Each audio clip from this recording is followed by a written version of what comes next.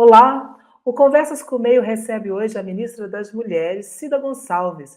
Nós vamos falar sobre as perspectivas de políticas para mulheres a serem implementadas aí pelo governo do presidente Luiz Inácio Lula da Silva, sobre feminismo, transexualidade e combate à violência. Como é que será o diálogo com as mulheres de direita? Como reverter os índices de feminicídio? Vem com a gente nesse papo.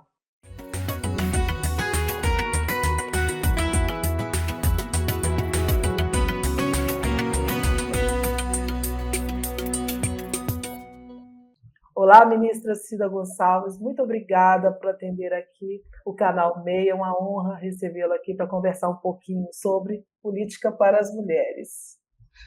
Eu que agradeço o convite, Luciana, é um prazer estar aqui, né, fazendo um debate, falando com você, né, minha parceira de alguns tempos, mas obrigada. Ministra, a senhora chegou a usar uma expressão aí, pós-guerra, né, para descrever o estado que a senhora encontrou o Ministério. O que é isso?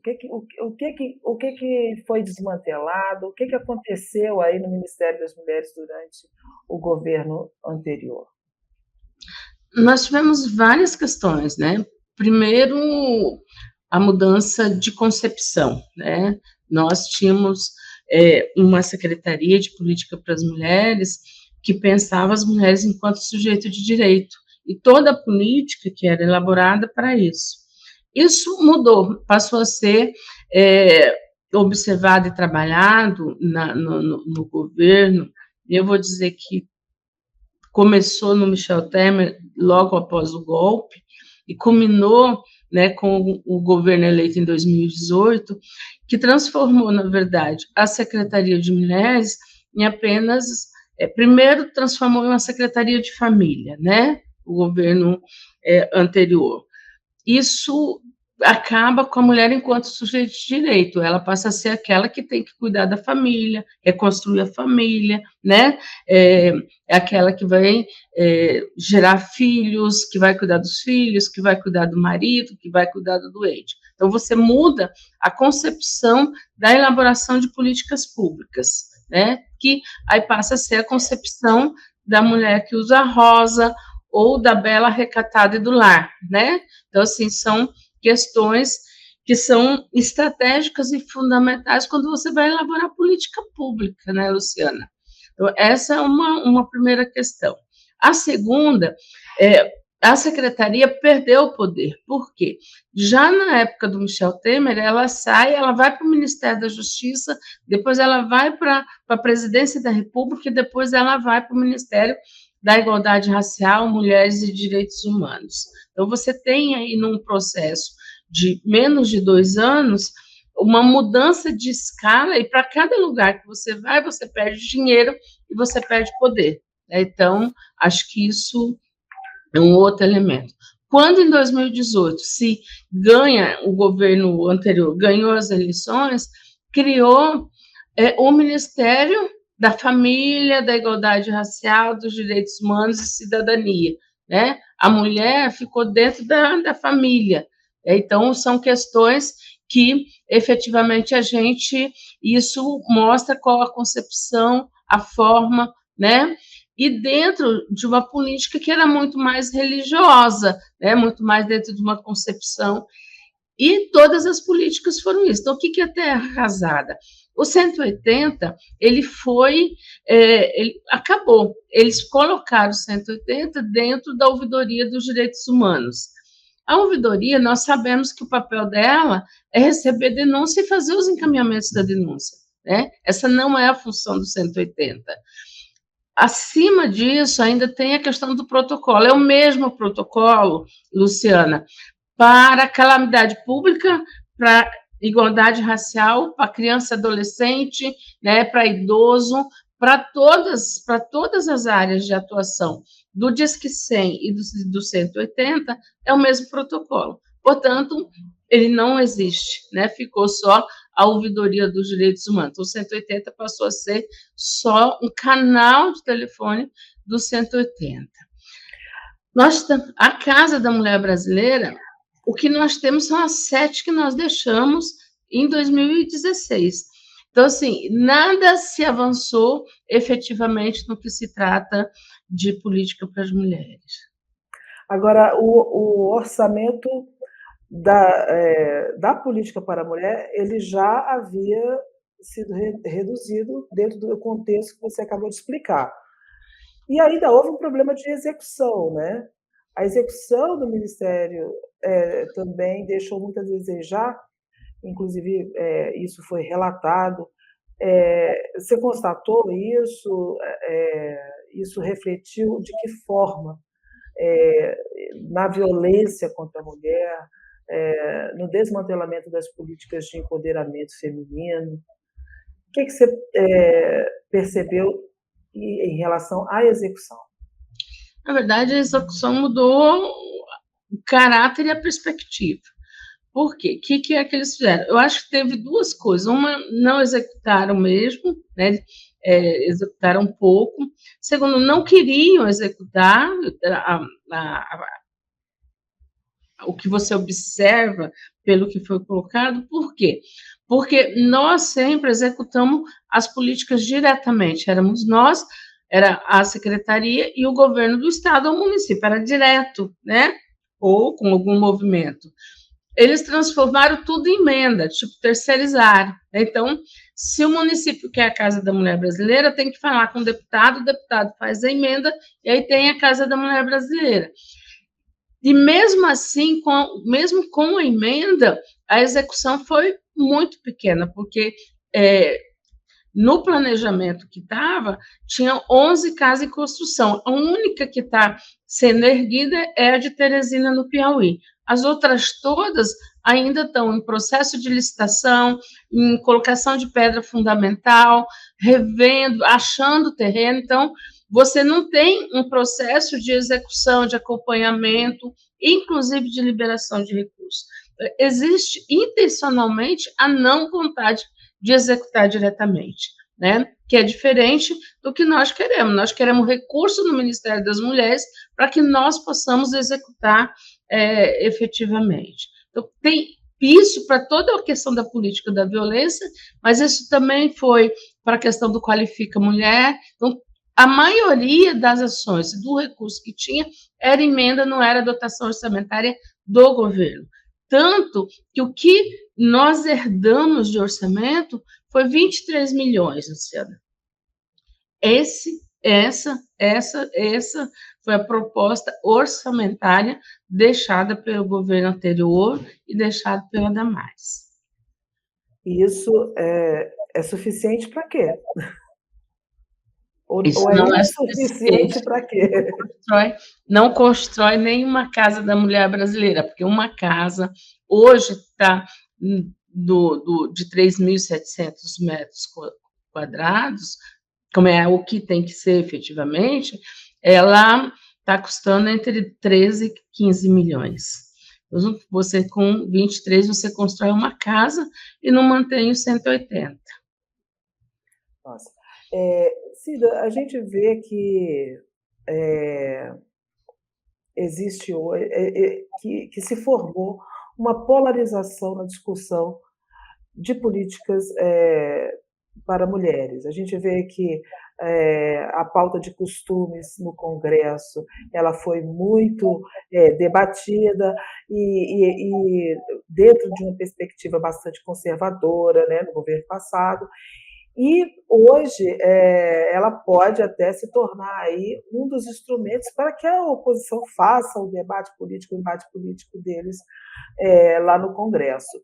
E eu queria saber o seguinte: diante dessa perspectiva, dessa ótica mais conservadora que a gente vê nessas discussões, como que o governo vai conseguir dialogar com essa bancada e como que o governo vai conseguir sensibilizar a mulher conservadora de direita e atender também essa mulher, não só as mulheres que concordam com a política hoje vencedora e estabelecida.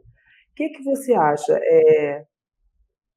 Qual é o processo de convencimento de necessidade de políticas públicas para mulheres, inclusive conservadoras? Eu não, eu acho assim, com relação ao diálogo com a bancada, Luciana, eu tenho trabalhado dentro de uma perspectiva de que tem algumas pautas que nos unirá. Eu Por acredito exemplo, violência contra as mulheres. Acho que não é possível que a bancada feminina ou a bancada conservadora seja a favor do feminicídio, seja a favor do estupro, seja a favor da violência. Essa pauta nos une. Então, acho que é possível a gente construir questões que vão avançar a partir daí.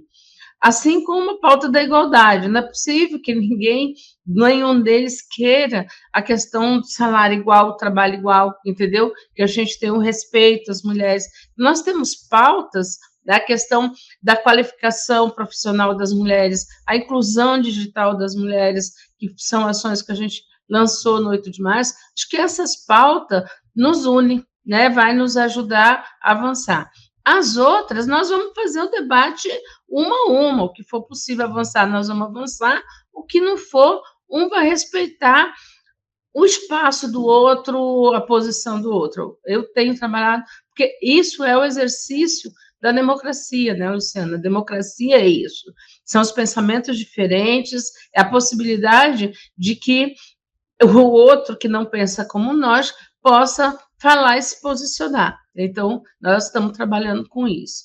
Com relação às mulheres do povo, que são mais conservadoras, que não votaram nesse projeto que está aqui, o que eu digo, Luciana, é que a eleição, vou falar a mesma coisa que o presidente Lula, a eleição acabou em outubro, né? Então, agora nós somos governo de 100% da população. E, no caso, eu sou ministra das mulheres, de todas as mulheres do Brasil. Então, nós vamos construir, nós vamos fazer as políticas públicas, né? Então, nós não vamos perguntar em quem você votou para atender ela na Casa da Mulher Brasileira.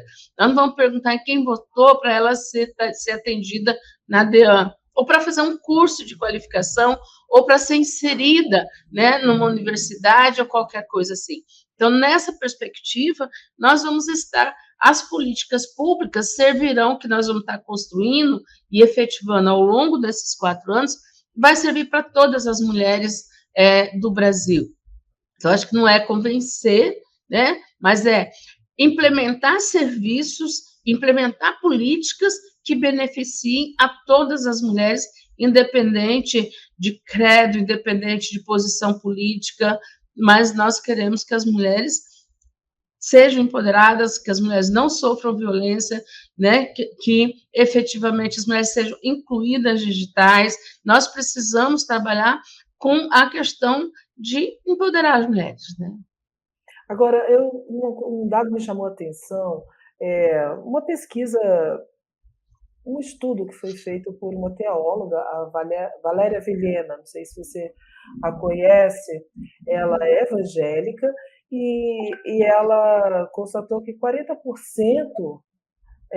de, de casos de violência contra a mulher ocorrem contra mulheres evangélicas. Esses números batem aí com o levantamento que vocês têm. A maioria das mulheres hoje vítimas de violência, elas são evangélicas. E como lidar com essa situação? Luciana, a gente não tem o critério de perguntar o credo, né? Porque o Estado é laico, não cabe a ele. Então, em dados oficiais, nós não temos esse número, né? Mas eu acredito nas pesquisas, né? Acredito na ciência. Eu acho que isso é importante a gente colocar, que efetivamente pode até ser verdade, né? Agora, a grande questão é que muitas vezes as religiões, aí não estou dizendo agora, mas ao longo da história, né, Luciana, as religiões elas tiveram um papel que é exatamente de sempre dizer que o lugar da mulher é dentro de casa, é fazendo cuidado, né? E aí todas as religiões, né? Então, acho que é importante dizer isso.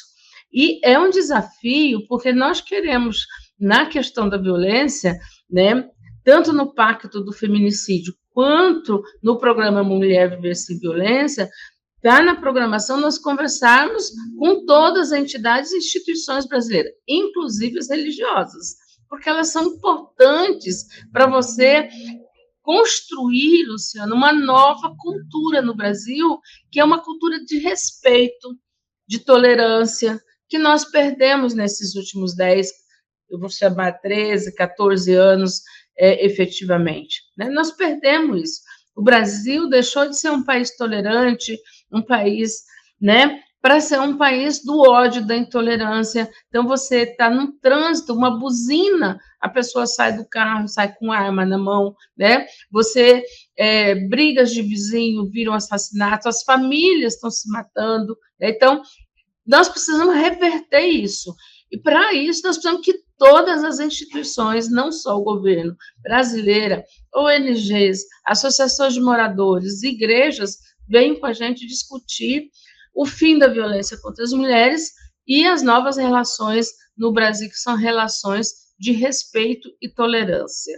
Acho que esse é o desafio, nós vamos estar, eu vou conversar, eu sempre digo que uma das coisas minhas que eu não tenho preguiça de andar, então eu vou andar no Congresso, discutir com todos os deputados no Congresso, eu vou falar com os pastores que puderem me receber, vou pedir audiência, vou falar com a CNBB, vou falar com as matrizes africanas, vou falar com a sociedade civil, organizada ou não organizada, para que nós possamos fazer aí uma grande corrente nesse país, né, de respeito e tolerância, principalmente pelo fim da violência contra as mulheres. Agora, você falou em tolerância, a gente conviveu aí na semana passada, né, há 2 semanas, pelo menos, a gente conviveu aí com episódios lamentáveis aí de transfobia na Câmara dos Deputados e até houve uma tentativa, por exemplo, de opor, né, de colocar em oposição mulheres trans e mulheres cis, né? Então, eu queria saber de você o seguinte, como enfrentar isso? Nós precisamos enfrentar a misoginia, Luciana. Eu quero fazer um debate com a nação. Ontem conversei com as deputadas que vieram aqui, que eu atendi, né? Até agradeço a visita delas. Efetivamente, nós precisamos enfrentar a misoginia que está instalada, porque teve esse episódio na Câmara Federal, nós tivemos o episódio da cassação da vereadora Tereza Capra, de Santa Catarina, né? Nós tivemos a ameaça para uma influência, para uma modelo influencer, né? Nós estamos com ameaça com as jornalistas mulheres, vocês jornalistas mulheres, né? Toda hora sofrendo piadinha, ameaça, agressão. Então, nós estamos num momento do país que a misoginia está muito forte. O ódio às mulheres ele está evidente. Né? Então, nós precisamos enfrentar isso. Nós precisamos encarar, eu tenho dito aqui no Ministério, com quem eu tenho conversado, que nós precisamos enfrentar agora, antes que cresça. E olha que eu acho que já está muito grande, né? Mas nós precisamos dar uma parada, dar uma freada nessa forma com que está se colocando, porque, na minha avaliação, o que aconteceu no Congresso é também uma forma de calar as mulheres. Então, você mata as mulheres no feminicídio, né? Que é o feminicídio de matar o corpo da mulher, a identidade da mulher. Nesse caso, estão querendo calar as mulheres, estão querendo fazer com que as mulheres não falem. Porque, se você for perceber, a misoginia está se dando principalmente para as mulheres que têm fala, né? São as jornalistas, as influentes, vereadoras, deputadas, governadoras, prefeitas. Então, você vai ver que são mulheres que têm espaço de fala, que têm poder de fala, que se comunicam. Então, o que eles querem? Eles querem nos calar. E nós não vamos permitir, nós não podemos permitir. Então, esse é o debate que nós temos que fazer no país. Acho que pegar os casos que são isolados e transformar em questões políticas nacionais para que não aconteça mais. Senão, um dos desafios que está colocado pelo Ministério das Mulheres que é o empoderamento das mulheres, nós vamos quebrar agora, porque que mulher quer ser candidata num país e que quando ela vai ser vereadora, ela vai sofrer misoginia, vai sofrer assédio moral, assédio sexual, ou vai ter a sua vida publicizada, né? Então, nós queremos mais mulheres no poder, nós queremos chegar onde nós temos que chegar e nós queremos continuar podendo falar onde nós quisermos, né? Porque se as jornalistas estudarem para ser jornalista, porque elas querem falar nesse lugar, nesse espaço, e elas vão falar, né? Se você é candidata a vereadora, se elege, vai para a Câmara de Vereadores, é porque esse é o seu espaço que você definiu. Então, se o lugar da mulher é onde ela quiser, que respeitem onde nós estamos. Agora, Cida, você tem uma história aí de articulação política, né? Antes de ser ministra da Mulher, você já conduziu a articulação, você é uma mulher da política, né? Já trabalhou com formação política de base no seu partido. O que eu queria saber é o seguinte, a questão da igualdade de gênero, né? Estou falando em postos de trabalho, em postos de poder. Por que é tão difícil que esse conceito esteja hoje e que permeie hoje, por exemplo, uma campanha política, que seja um compromisso de um candidato ter igualdade de gênero no Brasil? A gente já vê que isso acontece em outros países, né? Inclusive países da América Latina. A gente tem, por exemplo, o primeiro-ministro do Canadá, Justin Trudeau, quando assumiu, e lá em 2015, ele já montou um gabinete paritário que meio que chocou o mundo, né? com uma atitude que se espera, né? Uma atitude que se considera democrática, né? Uhum. Por que por exemplo, na última campanha houve uma ausência de compromisso com paridade de gênero? A gente sabe que o presidente Lula nomeou aí 13 ministras, né? Um número bastante diferente do que a gente tinha. Mas e a paridade? E o 50-50? É porque, na verdade, Luciana, a gente tem um país muito machista, né? Nós temos um país muito machista. Não adianta, nós fazemos um debate sobre os direitos das mulheres, mas cada conquista, por isso que é muito difícil a gente aceitar o que foi feito no Ministério, o que foi feito com as políticas para as mulheres, porque cada item, cada política, cada direito que nós conquistamos foi com muita luta, não foi fácil. Quem conhece a luta das mulheres no mundo e no Brasil sabe que foi com muita luta. A Constituição Cidadã para garantir nossos direitos, nós tivemos muitas mulheres na rua. Não foi que caiu do céu ou porque os homens estavam aqui. Eles faziam piadinha. O lobby do Batão surgiu de piadinha, né? Surgiu de uma piadinha, de uma brincadeira, né? De um deputado para uma deputada. Falar, vai ali passar um batom. Como que é essa história? A história é assim, na verdade, um deputado brincando, né? Diz que brincando, mas, na verdade, fazendo as discriminações que eles sabem fazer muito bem, disse para uma deputada, vai ali passar um batom, né? E as mulheres estavam discutindo a questão dos direitos das mulheres e a deputada discutindo os direitos das mulheres. Por isso que passou a ser chamada o lobby do batom, né? Se você for ver a Schumacher, ela escreveu um livro, né, História das Mulheres, lá tem um registro dessa história. Então, as mulheres passou a ser o lobby do batom. As mulheres se juntaram e, junto com o movimento de mulheres, fizeram aí as maiores conquistas que nós podíamos ter enquanto uma constituinte cidadã. Assim, tem sido isso permanentemente nas nossas vidas, na nossa trajetória de luta, né? Isso não se acabou depois de 88, ela tem sido permanente. As estruturas partidárias continuam sendo masculino, o poder continua sendo masculino, Luciana.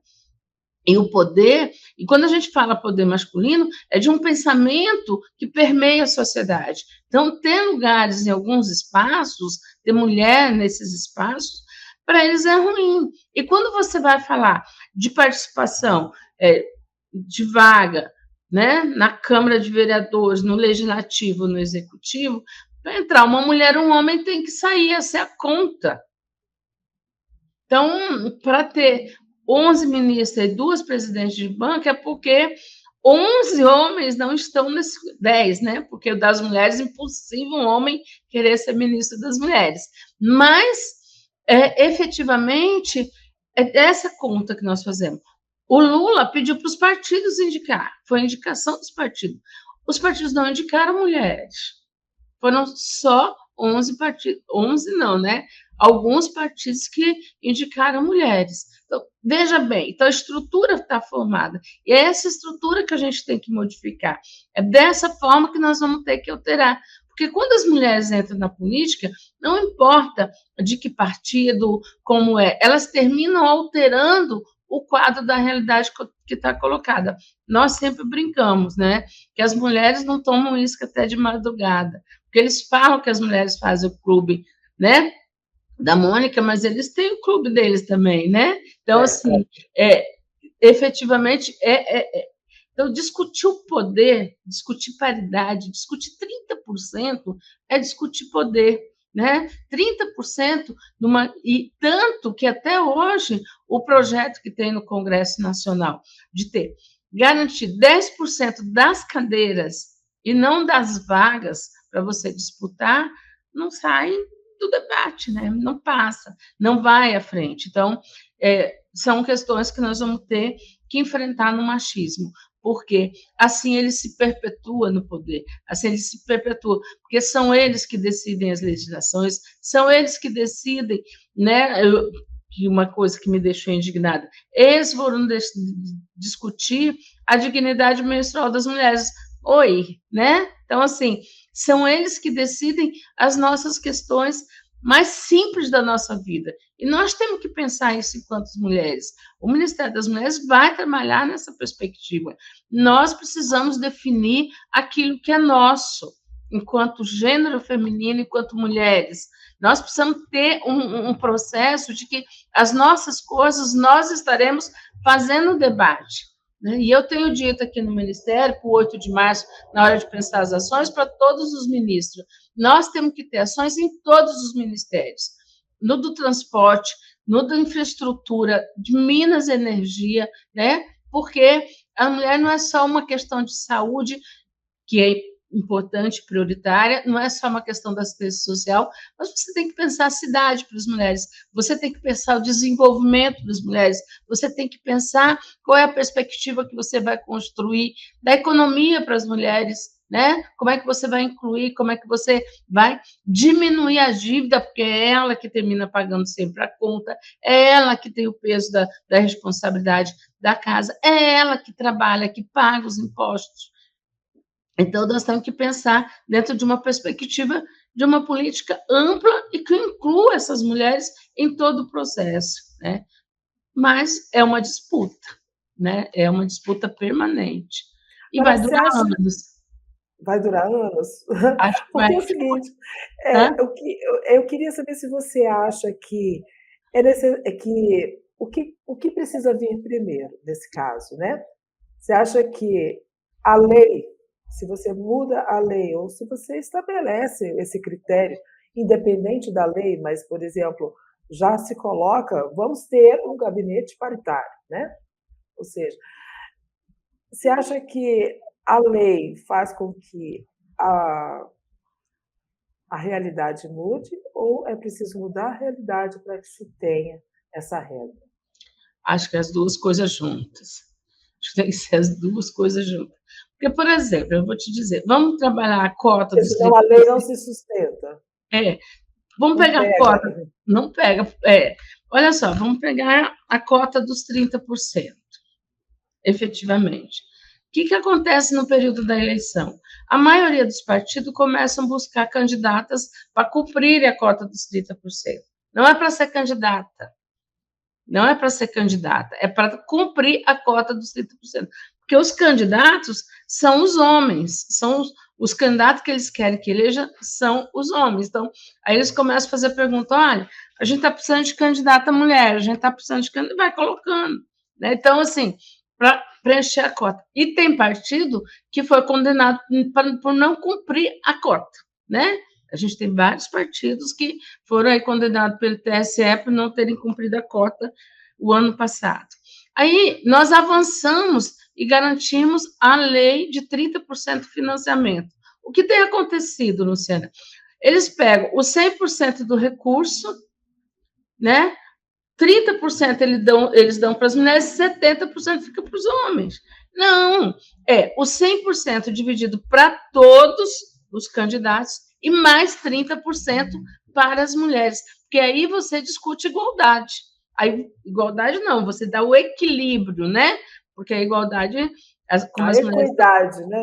Exatamente. Então, assim, não. Então, as mulheres, a cota dos 30% é dividido por todas as mulheres, e é o que elas têm na campanha, né? Então, assim, você termina encontrando formas de burlar a própria legislação existente, vai se criando, porque o sistema permite isso, né? Então, o que nós precisamos fazer? Ter uma legislação que a gente possa cobrar, exigir, e aí você não pode dizer que é ruim o TSE, por exemplo, lá em Mato Grosso do Sul, que um partido que não cumpriu a cota perdeu um mandato de deputado.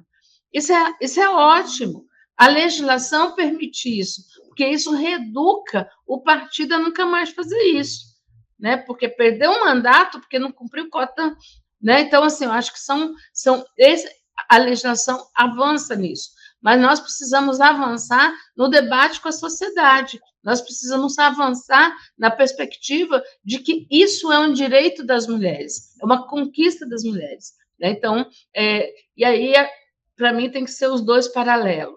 Um só, a legislação por si. Nós encaminhamos agora, no 8 de março, a lei da igualdade salarial, né? Mas se você for perceber o que é diferente na lei, nós trabalhamos a igualdade, porque as pessoas disseram, mas a Constituição já garante a igualdade e a CLT também. É verdade, nós estamos reforçando isso. A grande questão é que nem a Constituição nem a CLT diz quais são as consequências. Quem fiscaliza? Com a multa, né? A nossa lei traz. Vai ter fiscalização, né? Vai ter multa para a empresa que não fizer isso. Isso é que vai mudar o comportamento da empresa, isso é que vai trazer a igualdade efetivamente para o debate e para a questão da igualdade salarial. Então, nós precisamos trabalhar ao mesmo tempo, por exemplo, o que nós estamos fazendo?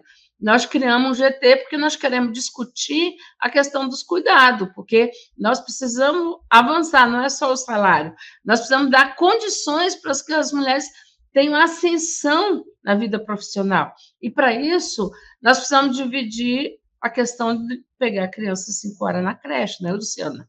Porque muitas vezes a mulher não assume um cargo de chefia, porque 4h30 ela tem que sair do trabalho e tem que pegar a criança na creche. Ou porque a hora que a criança se machuca, ou o professor, ou a escola, ou a creche liga para quem? Para a mãe, né? Então, os cuidados ainda estão com as mulheres. Então, nós precisamos discutir efetivamente como é que o Estado pode criar política pública para garantir, né, a questão da igualdade, mas, ao mesmo tempo, nós precisamos discutir com a sociedade, com os homens brasileiros, a questão da divisão sexual do trabalho em casa. Cida, diante do que você falou, quer dizer, você tem uma infinidade de desafios aí para enfrentar. Mas eu queria saber qual será, assim, sua primeira prioridade nesse ano. Na verdade, eu tenho duas, né? Uma, a questão da igualdade, acho que isso é um desafio colocado pelo presidente da República. Nós precisamos aprovar o projeto de lei, nós precisamos estabelecer políticas para a questão da igualdade, né? Então, isso é uma das prioridades. A segunda é enfrentar a violência. Não tem como ter um Ministério das Mulheres que não vá ter políticas firmes, consolidadas, para enfrentar e diminuir a violência contra as mulheres nesse país. Nós não podemos ter o aumento que nós tivemos, né? O ano passado, nós passamos uma mulher ser morta a cada 6 horas, 2021 era às 7 horas, né? Então, nós temos aí...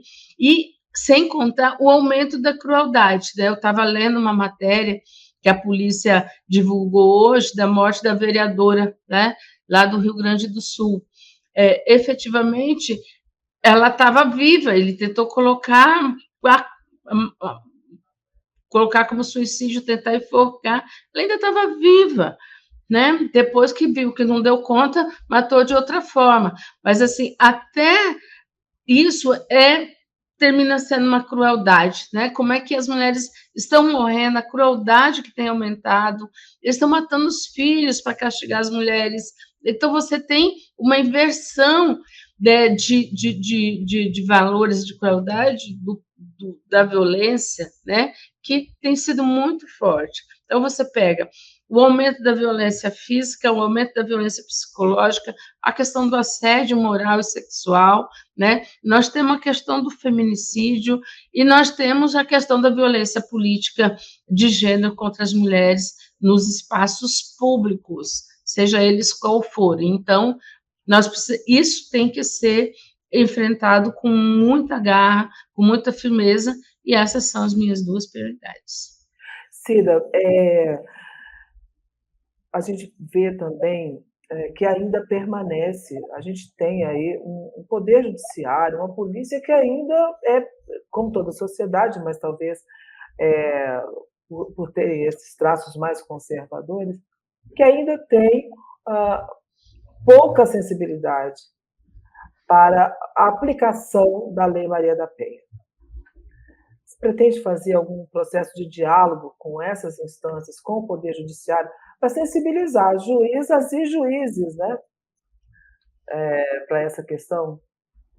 Sim, nós estamos já pedindo uma conversa com a Rosa Weber, lá no Ministério da Justiça, o FONAVID, que é o Fórum dos Juízes de Violência contra as Mulheres, né, também já solicitou uma audiência aqui comigo, que a gente deve estar acontecendo no início de abril, para que a gente possa fazer algumas pactuações, né, avançar em umas coisas, ver efetivamente.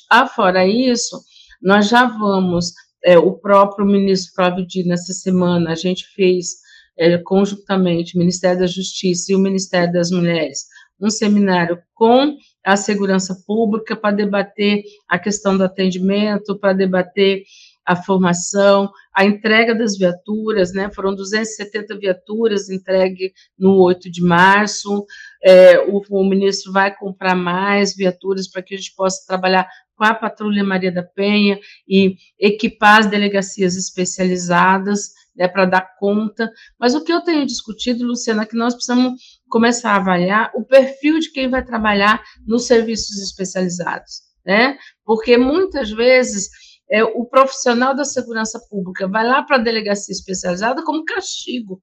E se ele está lá como castigo, ele não vai atender direito, né? Ou simplesmente eu não gosto de fazer isso, eu quero estar na rua, eu não quero estar atendendo mulher. Não vai atender direito. Então, nós precisamos começar a fazer uma avaliação do perfil de quem vai para esse serviço. Tem que ser pessoas que gostem, né, que tenham paciência, que tenham tolerância, né, que saibam que, de fato, o processo da violência contra as mulheres é diferente da violência de rua, né, porque a violência de rua, você rouba, você é roubado, chega na delegacia, eles não perguntam, você conhece, né? O que você fez para provocar ele, né? Ninguém pergunta isso, eles simplesmente dizem, você viu o perfil? E sai, e abre o inquérito e faz a investigação. Mas se você chega lá e diz, olha, eu fui espancada e fui ameaçada de morte pelo meu marido, mas o que você fez? Você tem certeza que você quer fazer isso? Né? Então, qual a diferença da rua de dentro de casa? Do né? âmbito doméstico, né? Exatamente. Então, esse é um debate que nós temos que fazer dentro de todos, e eu falo todos, porque é a segurança pública, é o sistema de justiça, é a assistência social, é a saúde, todos os profissionais. Então, assim, não é uma questão apenas de investir em qualificação, informação e sensibilização. É também inverter a ótica e valorizar os profissionais que queiram estar nesse espaço. Então, porque se você está no castigo, é porque você não vai subir na carreira. Uma delegada, né, da delegacia de mulheres, ela tem muito mais dificuldade de chegar no topo da carreira do que qualquer outro delegado. É isso que nós precisamos começar a inverter com relação à questão da violência contra as mulheres. Violência contra as mulheres é crime, tanto quanto o assalto a banco. E, aliás, o assalto a banco é um crime à propriedade. Nós estamos falando de um crime da vida, contra a vida, né? Então, isso tem que ser colocado efetivamente no papel na hora de você definir quem vai para onde. Agora, Cida, uma cena me chamou a atenção essa semana, que foi o presidente Lula saindo em defesa da governadora de Pernambuco. Você estava lá no palco e você viu, houve vaias ali, e foi um momento em que ele falou assim: olha, as vaias para ela, né, seriam vaias para mim, porque ela é minha convidada, né? Que você sentiu naquele momento? Como é que foi aquilo para você? Eu acho que foi um momento muito forte, né? Porque, assim, apesar das diferenças políticas que você tem, não tem problema a vaia inicial, faz parte do processo democrático. Agora, uma vaia permanente que não permite nem ao outro falar, também é uma forma de tirar o direito de fala. E aí também é uma forma de violência, né? É uma forma de agressão. Porque você precisa, no processo democrático, o que é importante é você ser capaz de ouvir, né? Você ficar capaz de perceber o que é que o outro está falando, seja o seu adversário, seja seu aliado, ou seja um desconhecido que você nunca viu, mas que tem possibilidade de te ajudar a construir uma outra proposta. Eu sempre digo que eu vou para qualquer conversa com duas possibilidades. Eu tenho 50% da verdade ou 70%. Alguém tem a outra 50% e a outra 30%. Eu tenho que buscar isso em algum lugar. Isso é você saber ouvir. Então, assim, naquele momento, para mim, foi muito difícil. Para quem está discutindo violência política de gênero, né, você vê que uma outra mulher está tolhida da fala, né, pelo tanto de vaia, pelo tanto é muito difícil, né? Então, o que eu senti foi solidariedade, né? Nós fomos as três ministras, e aí quero dizer, reconhecer, provocada pela ministra Esther, né? Cida, vamos lá, levamos, acho que puxamos a Nízia, e logo em seguida vieram todas as mulheres que estavam no palco para ficar do lado dela, para que ela pudesse terminar a sua fala, né? Então, foi solidariedade, respeito e um pouco de violação de direitos ali naquele momento. Cida, então, eu queria que você dissesse aí o que você tem de perspectiva de ação aí. A gente teve o 8 de março, foi lançado o pacote, mas tem que ter o desdobramento disso tudo que foi anunciado. O que tem para acontecer aí em relação a políticas para mulheres? A gente tem muita coisa, né, Luciana? Foram 28 ministérios envolvidos, mais de 30 ações. Eu vou dizer algumas que eu acho que é muito importante, né? Nós estamos retomando a Casa das Mulheres Brasileiras, serão 40 novas casas construídas nas capitais do interior, elas não serão únicas exclusivamente das capitais, nós vamos estar colocando em municípios do interior. Então, quem é de qualquer município que não tem a Casa da Mulher Brasileira, pede para o seu prefeito, para o seu governador, para que a gente possa colocar uma Casa da Mulher Brasileira aí. Nós estamos retomando 180, nós já retomamos, mas a partir de abril, possivelmente, a gente vai fazer o atendimento pelo WhatsApp também, então vai ter a ligação telefônica e o atendimento por WhatsApp. A gente teve a entrega das 270 viaturas, né, efetivamente. Nós teve o projeto de lei assinado pelo presidente da República, da igualdade salarial, e nós vamos ter também a questão, que eu acho que é muito importante, né, que veio do Ministério da Gestão, uma lei, Luciana, que garante 8% das vagas das licitações das empresas que vão prestar serviço para o governo federal para as mulheres em situação de violência. Acho que isso dá um grande avanço na perspectiva da autonomia financeira das mulheres, mas também na capacidade das mulheres terem uma motivação a mais para fazer a denúncia. né? Então, nós estamos aí com essas grandes ações na área da autonomia do trabalho. A gente teve no PA, que foi lançado em Recife agora, nós vamos ter uma parte para as mulheres, um PA só das mulheres, né, onde as mulheres, para incentivar a questão da cooperativa, a produção das mulheres. Então, a gente está com muitas ações aí para efetivamente garantir as políticas públicas que foram negadas às mulheres nesses últimos 6 anos. Nada de salinha rosa em delegacia, né? Não, nada, no máximo uma lilás, mas nada de rosa, né? Porque a mulher tem que estar onde ela quiser, ela tem que ser o que ela quiser, usar o que ela quiser, inclusive rosa, né? Mas no espaço da vida pública, nós somos mulheres que podemos estar em qualquer lugar, de qualquer jeito e fazer qualquer coisa. Cida, muito obrigada por nos atender aqui, por me atender com todo esse carinho. E o meio está aqui aberto para quando você tiver qualquer coisa para discutir sobre política de gênero, política para a mulher, estamos aqui. Um beijo para você. Beijo, obrigada, Luciana.